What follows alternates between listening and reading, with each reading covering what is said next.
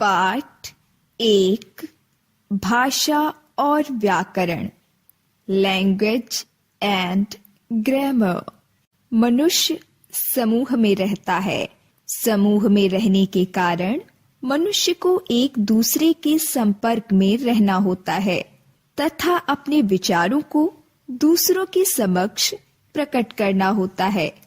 इसलिए मनुष्य ने ध्वनि प्रतीकों की एक व्यवस्था बनाई है, जिसके द्वारा वह अपने मन के भावों व विचारों को व्यक्त करता है व दूसरों के भावों व विचारों को समझ लेता है। ध्वनि प्रतीकों की इस व्यवस्था को ही भाषा कहते हैं। ध्वनि प्रतीकों की ऐसी व्यवस्था जिसके माध्यम से हम बोलकर व लिखकर अपने विचारों को व्यक्त करते हैं तथा सुनकर व पढ़कर दूसरों के विचारों को समझते हैं, भाषा कहलाती है। भाषा के रूप। भाषा 2 प्रकार की होती है, एक जो हम बोलते हैं व दूसरी जो हम लिखते हैं। इस आधार पर भाषा के 2 रूप हैं, एक मौखिक भाषा, 2 लिखित भाषा। एक मौखिक भाषा ऐसी भाषा जिसमें हम बोलकर अपने विचारों को प्रकट करते हैं व दूसरा व्यक्ति सुनकर हमारे विचारों से अवगत होता है, मौखिक भाषा कहलाती है। मौखिक भाषा के विभिन्न रूप इस प्रकार हैं, वाद विवाद, समाचार सुनाना, कहानी सुनना, भाषण। 2 लिखित भाषा, लिखकर दूसरों को अपने विचारों से अवगत कराना व पढ़कर दूसरों के विचारों को समझना लिखित भाषा कहलाती है। लिखित भाषा के विभिन्न रूप इस प्रकार हैं, सूचना पत्र, पत्र, ईमेल, समाचार पत्र। भाषा का लिखित रूप मौखिक रूप की अपेक्षा अधिक स्थायी होता है। इसके द्वारा हम ज्ञान का कोश आने वाली पीढ़ियों के लिए सुरक्षित करके रख सकते हैं। संसार में अनेक भाषाएं प्रचलित हैं, जिनमें अंग्रेजी, जर्मन, चीनी, रूसी, उर्दू, अरबी, फ्रांसीसी भाषाएं मुख्य हैं। भारतीय संविधान ने भी 22 भारतीय भाषाओं को मान्यता प्रदान की है। ये भाषाएं हैं हिंदी, उर्दू, मणिपुरी, मैथिली, सिंधी, संस्कृत, कन्नड़, बोडो, मलयालम, संथाली, नेपाली, तमिल, तेलुगु, कोंकणी, मराठी, गुजराती, असमिया, उड़िया, कश्मीरी, बंगाली, पंजाबी और डोगरी। मातृभाषा। बच्चा जिस परिवार में जन्म लेता है उसकी भाषा वह अपने आप सीख जाता है। परिवार तथा माँ द्वारा बोली जाने वाली वह भाषा जिसे बच्चा सबसे पहले सीखता है उसकी मातृभाषा कहलाती है।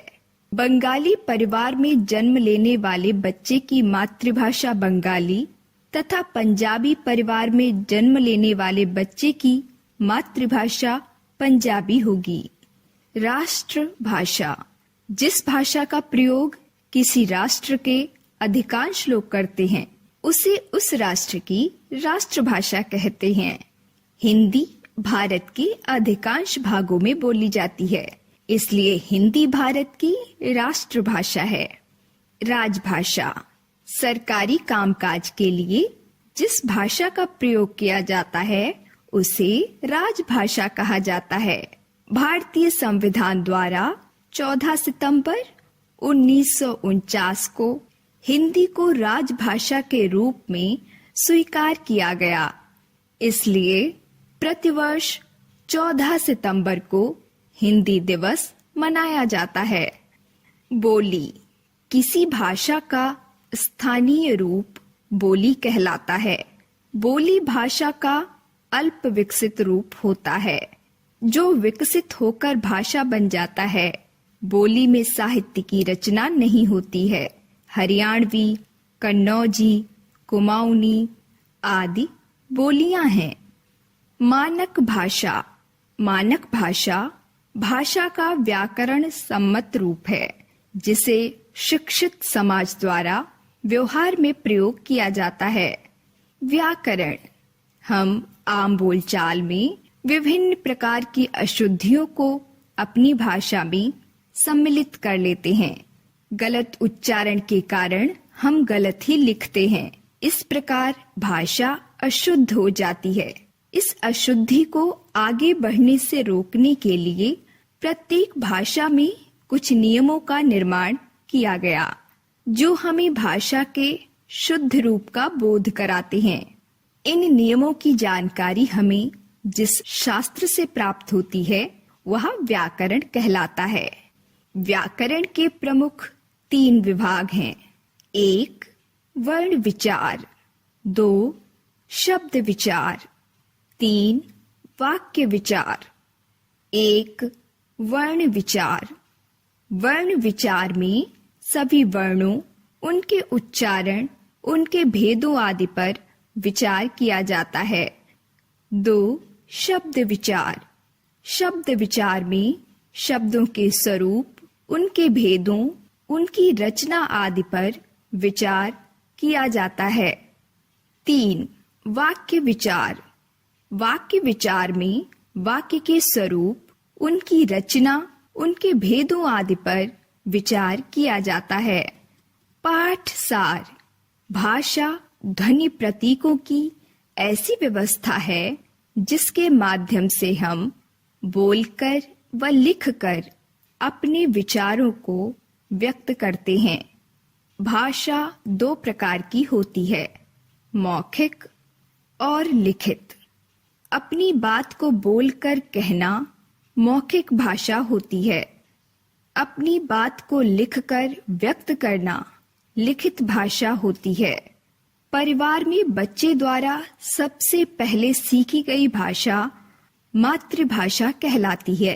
राष्ट्र के अधिकांश लोगों द्वारा बोली जाने वाली भाषा राष्ट्रभाषा कहलाती है। सरकारी कामकाज के लिए प्रयोग की जाने वाली भाषा राजभाषा कहलाती है। व्याकरण द्वारा हम भाषा को शुद्ध रूप से बोलना, पढ़ना व लिखना सीखते हैं। व्याकरण के प्रमुख 3 विभाग हैं, वर्ण विचार, शब्द विचार और वाक्य। पाठ 1. भाषा और व्याकरण, लैंग्वेज एंड ग्रामर। मनुष्य समूह में रहता है। समूह में रहने के कारण मनुष्य को एक दूसरे के संपर्क में रहना होता है तथा अपने विचारों को दूसरों के समक्ष प्रकट करना होता है। इसलिए मनुष्य ने ध्वनि प्रतीकों की एक व्यवस्था बनाई है, जिसके द्वारा वह अपने मन के भावों व विचारों को व्यक्त करता है व दूसरों के भावों व विचारों को समझ लेता है। ध्वनि प्रतीकों की इस व्यवस्था को ही भाषा कहते हैं। ध्वनि प्रतीकों की ऐसी व्यवस्था जिसके माध्यम से हम बोलकर व लिखकर अपने विचारों को व्यक्त करते हैं तथा सुनकर व पढ़कर दूसरों के विचारों को समझते हैं, भाषा कहलाती है। भाषा के रूप। भाषा 2 प्रकार की होती है, एक जो हम बोलते हैं व दूसरी जो हम लिखते हैं। इस आधार पर भाषा के 2 रूप हैं, 1 मौखिक भाषा, 2 लिखित भाषा। 1 मौखिक भाषा ऐसी भाषा जिसमें हम बोलकर अपने विचारों को प्रकट करते हैं व दूसरा व्यक्ति सुनकर हमारे विचारों से अवगत होता है, मौखिक भाषा कहलाती है। मौखिक भाषा के विभिन्न रूप इस प्रकार हैं, वाद विवाद, समाचार सुनाना, कहानी सुनना। भाषण। 2. लिखित भाषा, लिखकर दूसरों को अपने विचारों से अवगत कराना व पढ़कर दूसरों के विचारों को समझना लिखित भाषा कहलाती है। लिखित भाषा के विभिन्न रूप इस प्रकार हैं: सूचना पत्र, पत्र, ईमेल, समाचार पत्र। भाषा का लिखित रूप मौखिक रूप की अपेक्षा अधिक स्थायी होता है। इसके द्वारा हम ज्ञान का कोश आने वाली पीढ़ियों के लिए सुरक्षित करके रख सकते हैं। संसार में अनेक भाषाएं प्रचलित हैं, जिनमें अंग्रेजी, जर्मन, चीनी, रूसी, उर्दू, अरबी, फ्रांसीसी भाषाएं मुख्य हैं। भारतीय संविधान ने भी 22 भारतीय भाषाओं को मान्यता प्रदान की है।